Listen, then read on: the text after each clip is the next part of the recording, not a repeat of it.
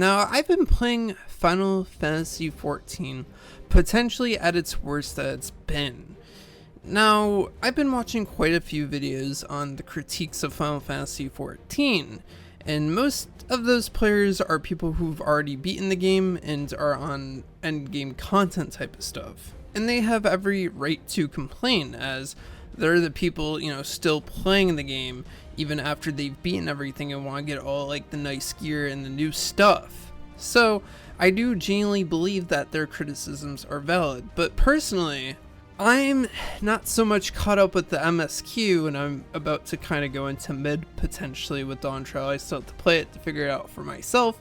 So I just kind of wanted to talk about my experience of Final Fantasy XIV from a Realm Reborn to basically Endwalker. So with the game story, I really didn't like a Realm Reborn story. I found myself skipping a lot of cutscenes, mainly because it reiterated a lot of different points that you already kind of established in voiced cutscenes, and was kind of reiterating the tasks that they had just talked about, and it just kind of got sickening, baffling. So I ended up skipping a lot of that MSQ, which really, it just was not enjoyable for me. Even ARR, up and towards the end, it kind of got interesting, but once Heavensward took in effect, right when I got to that DLC, and I think I've mentioned this before, that story is absolutely peak. Like, they cooked really good. But then you go from that to Stormblood, and Stormblood's a little rough at the beginning, but that second half, once you get to Kagane and have that like second perspective on what's going on there, and just having sort of a different showing of resistance than so much as war, you kind of feel better about approaching El Amigo once you go back there. And really, I just really love the second half of Stormblood, and especially the water part too. I think that's a very unique aspect to Stormblood. Just being able to dive into water, because when I was initially doing Stormblood, it was so annoying to basically swim across a lake, if you will, because you couldn't use your mount to swim or do anything, which really sucked at the time. And it still sucks that you can't use a mount to swim, despite Chocobos being very capable of swimming. Regardless to say, we go from that to Shadowbringers, and that's probably one of my all-time favorite DLC. It references Final Fantasy VIII a few times, but it's genuinely friggin' peak. It might be dark, extremely excruciatingly dark sometimes, but it's amazing. It is genuinely like one of the best DLCs I think I've ever played. Like, god damn.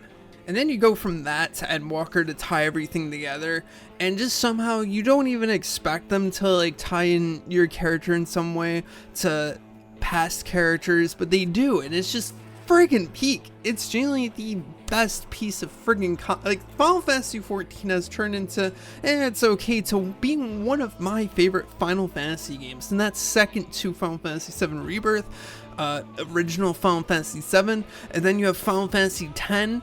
Like, dude, friggin' this game's peak. And I do really like Final Fantasy VIII. It's there. It's just I wish the characters were more developed in that game, because like I feel like that game's heavily just kind of lacks in that department, and to some extent, even though you get certain backstories on certain characters, I just think that it doesn't like flesh them out fully. But it's still an amazing game, even if the draw system's kind of flawed, and as long as you draw 99 of each and every magic, you're good to go. So going from my overall experience with the MSQ to essentially the combat of the game, and it's kind of rough at the beginning, I'm not gonna lie, doing those dungeons at first. Like, you don't have a whole lot of abilities, you just feel very just kind of weak, and that's what you're supposed to feel. Obviously, you're starting a new journey in a RPG, so you're gonna feel like you suck until you, I guess, get your actual class, in which case I went from Lancer to Dragoon. But I ended up ultimately switching from Dragoon to Samurai because I felt the Dragoon didn't have enough AoE damage, as, I'm the friggin' DPS and I need to be doing damage, and not doing DPS and having a whole horde of enemies, it won't work out in the long term. But with my time with Dragoon, I definitely did have a semblance of fun with it. And Samurai, I've had a lot of fun with. and just being able to do a ton of AoE damage and so on and so forth. It's genuinely a really fun class. I really like Samurai. I've been maining it up until I decided to try out Viper, and Viper is really awesome too. I see glowing buttons and I press them. That's basically the name of the game and the name of the class. But essentially the reason why I find this combat system so addicting is because essentially I got really addicted to Xenoblade 3's combat system. And if you really think about this game's combat system, especially if you play DPS, as long as you nail down those positionals, it's essentially Xenoblade 3. Because Xenoblade 3 has you doing a lot of positional stuff to be able to do chain attacks and to get more damage with whatever you're doing within the game or doing whatever combo. And this game is essentially the same way, just with each kind of combo doing its own positional. And I think that's a very interesting aspect, and I didn't expect for it to click this easily for me, because I really didn't like cooldowns with playing games at first until I played Xenoblade 3. I was like, wow, this game's really great. And I find this game to be very similar in that aspect, that it's essentially Xenoblade 3's combat, just insanely with a lot of buttons, and as long as the buttons are glowing, you're doing great. You're doing great, especially with Viper. As long as you hit those glowing buttons, you're doing great. I feel terrible for saying that. One thing I almost forgot to mention, because I didn't do enough of them or haven't done them at all, is the raids. Now there's one from Heavensward I believe I did, which referenced the Sky Pirates, which I believe essentially falls into Final Fantasy XII territory, which I always start that game and I always drop it. It's one of those things where I can't not, for the life of me, get into Final Fantasy XII. But regardless to say, I did the Nier one, MSQ ones, whichever ones they were. And then I believe I did in fact do all of the Final Fantasy VIII ones that were within Shadowbringers, or that at least referenced it and referenced a few other summons from other Final Fantasy games in it. And just overall, that whole scenario was cool. And then you hear the Final Fantasy VIII music play while you're in that area. That was so cool. But all in all, I think raids are pretty cool, and I hope to do some more, especially grinding for some more gear potentially in the future, because the newer gear within Dawntrail really does interest me to get at some point.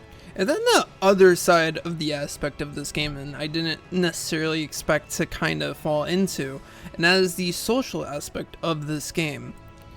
So I happened to be doing the Manderville quest when suddenly I seen someone after I did the cutscene be in the same area as me, and I happened to do the Manderville dance, and what do you know, they did it back.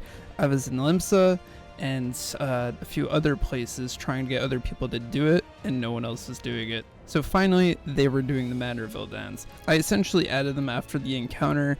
A few months go by, and this event before 7.2 ended up releasing, and I ended up running into them at the Golden Saucer, which is really crazy because I didn't expect to run into this player again, and I just happened to like wave at him and then do my Manderville dance once we figured out that's how we kind of met initially, and then it went from there to just us playing the Golden Saucer games, to running main scenario and finding our guy Gaius doing his thing again for the 6 millionth time, which does essentially get repetitive, but if you're grinding levels, you gotta do it. It sucks, but yeah. And then we went from that to doing a whole ass boss raid right before the servers closed so that this person could get their item during this event. This was genuinely something I didn't expect to really get into in this aspect of the game. And honestly, it's just awesome to just run into someone that you randomly added a few months ago, see them at the saucer, and be like, we're doing some crazy shit today. And I feel like we've actually become friends after that experience. And genuinely, it was just one of my favorite moments within this game so far. And just playing with my friends too, generally speaking, that have been off and on with me because I obviously am up at terrible hours and our schedules genuinely just never fall in line, so I don't really play with them as often as I want to. But I think this game is still pretty awesome looking at all the aspects of the game. But anyways, in regards to Final Fantasy XIV, I've been playing the game essentially at its worst it's been. That's what the veteran players have been touting, and I just kind of want to give my perspective as somewhat of a newbie slash newer player to the game and how much hours I've put into it, which is about 500 something.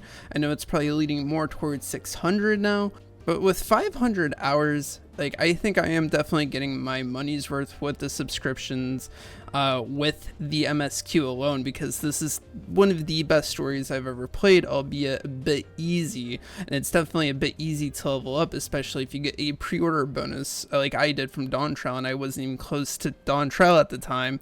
But at the end of the day, I just think I've been really enjoying my time with Final Fantasy XIV, surprisingly. And I really just wanted to convey that in this video, that even if you are a new player, I think you can learn to enjoy certain aspects of this game. I know Realm Reborn is still tedious, and I hope they kind of go back and kind of fix those tedious things about it that I personally didn't like, but who knows, and maybe make the game slightly a bit harder for newer players to kind of get into the groove for those Shadowbringer duties. Because I find myself when I'm like doing main scenarios, sometimes I'll just fall into this loop where I go into automation mode, and then I'm like, holy shit, I'm in a Shadowbringer's duty, I'm not doing the things that I need to do within it, and then I screw it up and my entire team hates me. But with that being said, I hope you guys enjoyed this video. Leave it a like, put what you think in the comments down below, because I am curious if you are a long-time Final Fantasy XIV player, how you kind of felt about this video. And by no means am I discrediting your opinion upon the game in its current state, because I do believe that the game needs some work, especially if long-time players are saying that. You know, I just want to see what your kind of perspective is, you know, watching this video. Towards your kind of opinion, and then, you know, just have a conversation about it, because I'm just kind of curious, and I kind of want to just see different perspectives about Final Fantasy XIV. Anyways, I'll see you guys in the next one. Peace.